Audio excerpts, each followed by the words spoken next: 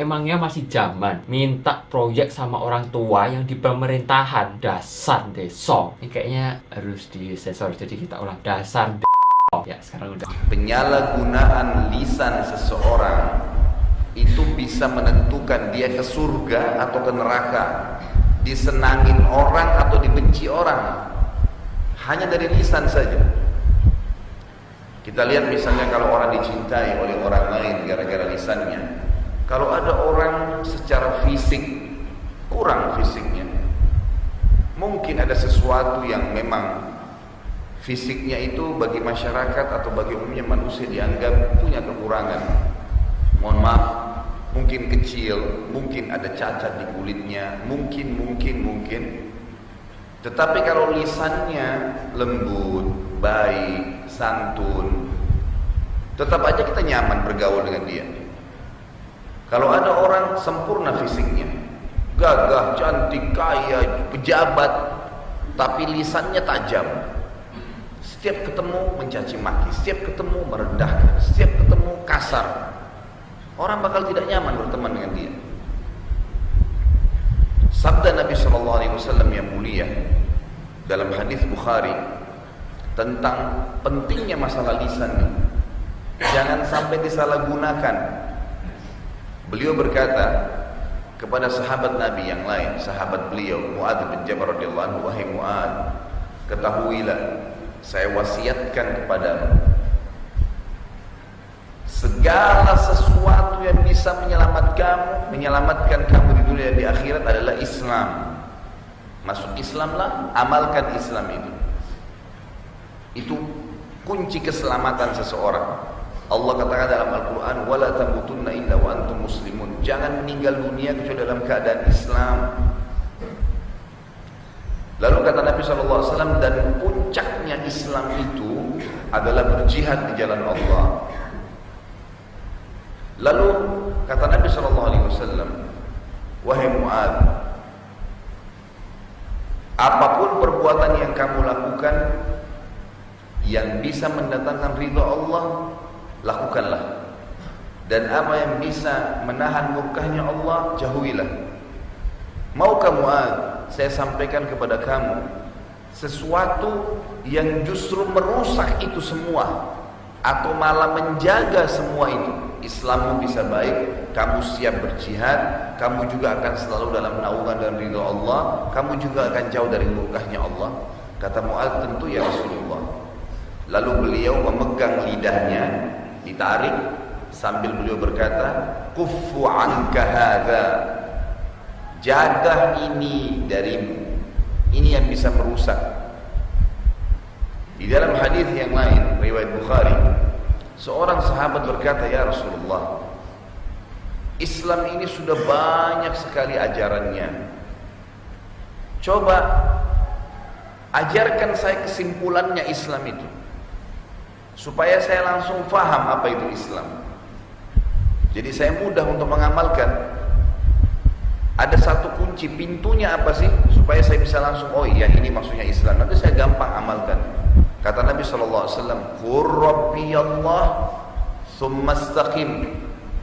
Ikrarkan dengan fikiranmu, dengan lisanmu, yakini dengan hatimu, Tuhanku hanya Allah. Enggak ada yang menciptakan langit, bumi, udara, air, batu, tumbuh-tumbuhan, pergantian siang malam, turunnya hujan, apapun yang di langit dan di bumi, di kedalaman lautan, yang kelihatan dengan tidak kelihatan oleh panca indera manusia, yang ciptain, yang urus, yang ngawasi, yang musnahkan Allah. Ikrarkan itu dengan lisanmu, ikrarkan di fikiranmu, yakini dalam hatimu, kemudian istiqomalah. Apa yang Allah perintahkan, kerjakan. Apa yang Allah larang, jauhi. Istiqomah di situ. Apa yang dihalalkan, nikmatin. Apa yang diharamkan, jauhi. Itu kata kuncinya. Itu kesimpulan Islam itu. Kenal Tuhan Allah, patuhi perintahnya, selesai. Sampai kamu mati. Lalu sahabat ini cerdas, dia bertanya, ya Rasulullah, saya sudah tahu sekarang pintunya. Kira-kira apa yang bisa menutup pintu itu? Saya jadi susah untuk memahami Islam, susah untuk saya amalkan. Susah untuk saya yakini kalau Allah itu ada. Nabi SAW sama perilaku hadis yang pertama, menarik lidah beliau sambil berkata, "Hadza, ini nih yang buat kamu susah. Bisa karena lisan ini kamu bisa istiqamah di agama Allah, bisa juga ini yang membuat kamu susah untuk mengamalkannya." Salah satu dari dua nih. Hadis yang lain Bapak Ibu sekalian, riwayat Imam Muslim, kata Nabi Muhammad SAW, "Idza asbaha ibnu Adam," kalau tiba anak cucu Adam pada pagi hari kayak sekarang nih kita lagi alamin di subuh waktu seperti ini, kullu a'da'ul jisim tukaffirul lisan, semua anggota tubuh manusia itu berbicara pada lisan. Mata kita, telinga kita, tangan kita, kemaluan kita, kaki kita, semuanya berbicara pada lisan kita. Tapi kita nggak tahu bagaimana itu. Semuanya menghardik lisan. Karena ini sudah mau beraktivitas nih. Mereka semua berkata, kata Nabi SAW, "Ittaqullaha fina." Wahai lisan, kau harus patuh kepada Allah terhadap kami. In istaqamta, istaqamna. Kalau kamu lurus, kami ikut lurus. Wa in i'wajajta, i'wajajna. Kalau kamu menyimpang, bengkok, kami pun ikut-ikutan. Sabda yang lain kata Nabi SAW, zina itu dimulai dengan lisan dan dibenarkan oleh kemaluan. Bagaimana orang kalau mau berzina?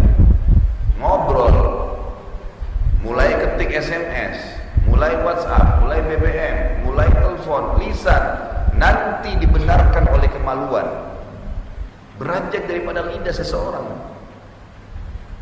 Ini hal mendasar yang harus benar-benar kita ketahui. Nabi Muhammad SAW di hadis yang selanjutnya juga riwayat Bukhari Muslim mengatakan, "Man kana yu'minu billahi wal yawmil akhir falyaqul khairan aw liyasmut." Siapa yang mengaku beriman kepada Allah dan hari akhir, betul-betul tahu Tuhannya Allah, dia yakin la ilaha illallah, enggak ada yang ciptakan apapun yang di langit dan di bumi kecuali Allah, gitu ya. Dia mengaku tentang itu dan dia tahu juga beriman tentang adanya akhirat, amalnya akan dihisab hari kiamat dan dia akan ke surga atau ke neraka, tapi dia ingin masuk surga dan selamat dari neraka, maka sebaiknya dia hanya mengucapkan dari lisannya yang baik, atau dia diam. Orang beriman tidak kenal kata-kata bohong, tidak mengenal namanya manipulasi, tidak ada yang tertutup samar-samar bagi seorang mukmin yang diucapkan dengan lisannya kebenaran. Semua yang keluar emas, semua yang keluar harapan dia dicatat oleh malaikat raqib untuk menjadi tambahan amal dan memberatkan timbangan amal solehnya di hari kiamat dan membawa masuk ke dalam surga. Enggak ada waktu bagi seorang mukmin mengucapkan kata-kata kosong, dusta, diputarbalikkan data, menyakiti orang lain.